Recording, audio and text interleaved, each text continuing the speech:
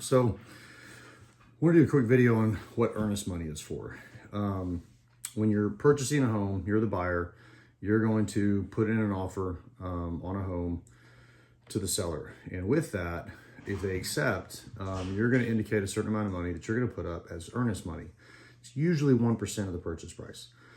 Now, on the buyer side, it's basically, earnest money is just a statement saying I'm serious about this offer and I'm going to put up a little bit of money that could be at risk in some situations, at risk of losing it, to show that I'm serious about this purchase.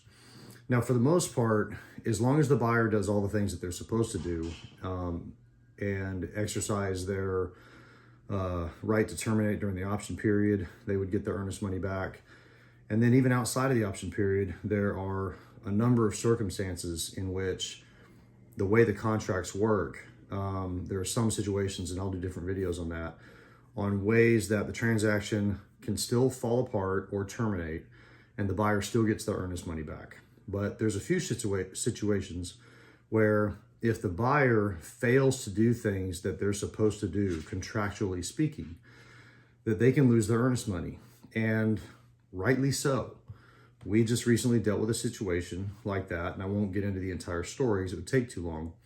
But we got to the point where I had to explain to the buyer's agent multiple times that the situation we found ourselves in was exactly what earnest money is for. It's compensation to the seller for having their house off of the market because they're going to move forward with a transaction with this buyer, and then the buyer fails to do things they were supposed to do.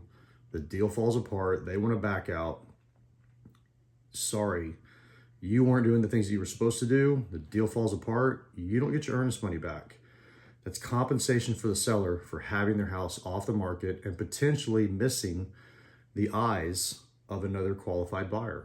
So in short, it's on the buyer side, it's exactly what it sounds like. I'm earnest about this offer, and here's a little bit of money that might be at risk. Most situations it's not, but it can be. And for the seller, if the deal does fall apart because the buyer doesn't do things they're supposed to, it's compensation for not having their house on the market and having to continue to make mortgage payments and utility payments and things like that. So we could talk a lot more about this. We'll probably do other videos on a bunch of different side topics about earnest money, but any questions on that, reach out to us.